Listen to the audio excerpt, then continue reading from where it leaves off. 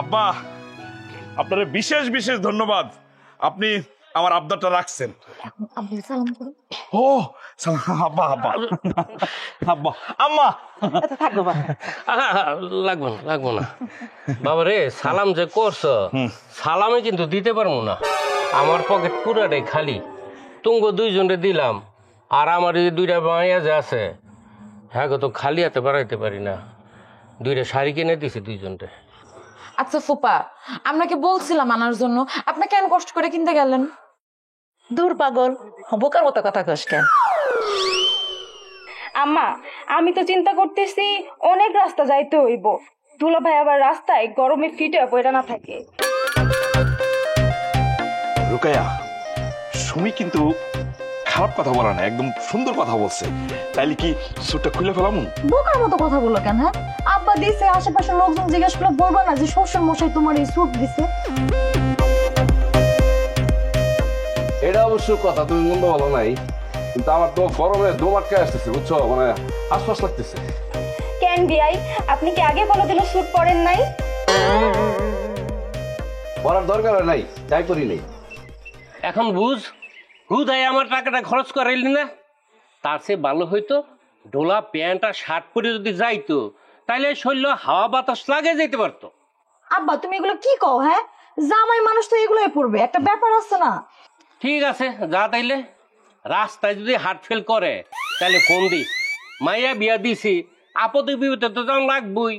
আব্বা তাহলে একটা কাজ করেন না, আপনিও আমাকে লগে চলেন, আমাকে আগায় দেন, আমরা যদি হার্ট ফিল করি তাহলে তো আপনি থাকবেন, আপনি থাকলে তো কোনো রিস্ক থাকলো না।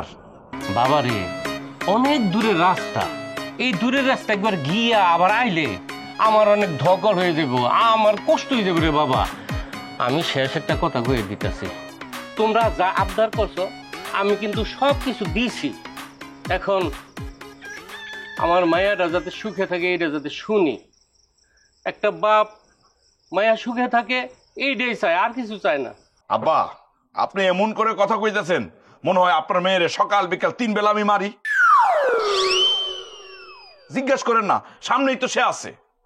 আব্বা মা আমার সাথে অনেক ভালো ব্যবহার করে, তোমরা কোনো চিন্তা করো না, আমার খুব ভালোবাসে। মা রোকাইয়া, তোর শাশুড়ির জন্য দুটা কাঁঠাল রাখছিলাম, এগুলো কিভাবে নিবি? মামিমা, কোনো সমস্যা নেই, আপনি নিয়ে আসেন, মাথায় করে আমরা নিয়ে যাবো। কুট পুরা কাঁঠাল মাথায় নিয়ে যাওয়া মানে কি? হ্যাঁ, মানুষজন দেখলে কি কইব? দেখছস পাসু, হ্যাঁ তোর ভাবি এগুলা কি কয়? আমরা যখন বাড়িতে যাবো তখন আব্বা আম্মা যখন জিগাইবো আমাদের জন্য কি আনছস, তখন তুই কি বলবি? হ মাঝে ভাই, তুমি তো ঠিকই কইছো, কাঁঠাল নিয়ে যায়, সমস্যা কি? আমার তো কোনো সমস্যা না, আমি নিতে পারবো। হ্যাঁ সেটাই, তোমরা যা খুশি করো, আমি কিন্তু কোনো ব্যাগ টানতে পারবো না। আরে তুমি এরকম করতেছো কেন? হ্যাঁ, শ্বশুর বাড়ির লোকজনের সামনে আমার অপমান করতেছো, তুমি মাল টানবা কেন? তোমার মাল টানার কোনো দরকার নাই। আরে এরকম মাল টানার অভ্যাস আমাকে 2 ভাইয়ের মেলা আছে। আরে স্যুট পরছি বলে তো কি হয়েছে? হ্যাঁ, এরকম 2টা কাঁঠাল আমরা 2 ভাই মাথায় করে নিতে আমাদের কোনো সমস্যা হইব না। সেটাই তো।